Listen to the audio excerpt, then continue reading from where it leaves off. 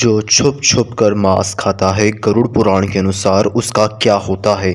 आइए विस्तार से जानते हैं।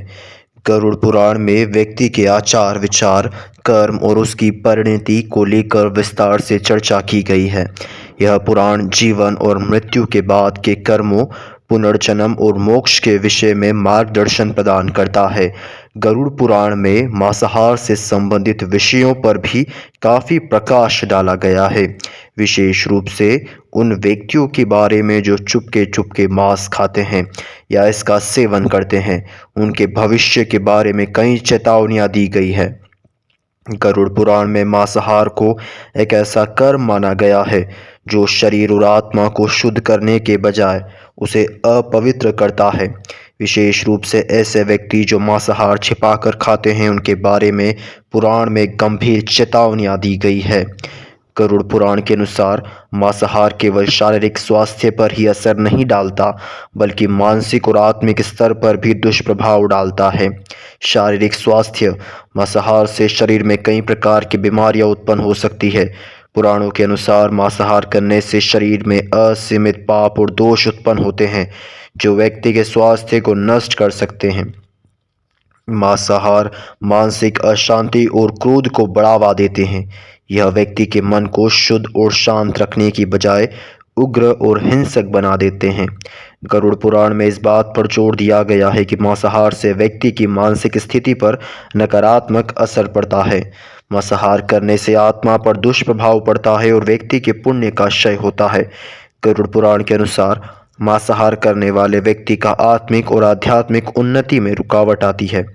गरुड़ पुराण के अनुसार मांसाहार के कर्म व्यक्ति को पाप के कर्म और मार्ग पर ले जाते हैं। जिन लोगों का मांसाहार करने का कारण केवल स्वाद या आनंद लेता है, उनके लिए भविष्य में गंभीर परिणाम हो सकते हैं। गरुड़ पुराण में स्पष्ट रूप से कहा गया है कि ऐसे लोग जीवन भर पाप करते हैं और मृत्यु के बाद भी इनके परिणाम भुगतने पड़ते हैं। गरुड़ पुराण के अनुसार मांसाहार करने से व्यक्तियों के पाप बढ़ते हैं।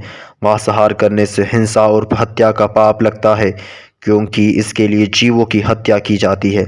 यह पाप व्यक्ति की आत्मा को अपवित्र करता है और पुनर्जन्म के कष्टों का कारण बनता है। गरुड़ पुराण में कहा गया है कि मांसाहार के माध्यम से मांस खाने के लिए जब किसी जीव की हत्या होती है, तो उस जीव के लिए अत्यधिक पीड़ा का कारण बनता है। इसके कारण व्यक्ति के ऊपर इस हत्या का पाप चढ़ जाता है। मांसाहार करने से व्यक्ति के पुण्य का क्षय होता है और वह आत्मिक शुद्धता से दूर हो जाता है। गरुड़ पुराण में यह भी कहा गया है कि जो व्यक्ति दूसरों से छुपकर मांसाहार करते हैं, उनके लिए यह और भी अधिक पापकारी होता है। चोरी और झूठ का पाप, जो व्यक्ति मांसाहार को छुपकर करते हैं, वे झूठ बोलने और चोरी करने के पाप से लिप्त होते हैं। छिपकर यह कार्य करना एक प्रकार की मानसिक विकृति को जन्म देता है, जो व्यक्ति के जीवन को बर्बाद कर सकती है।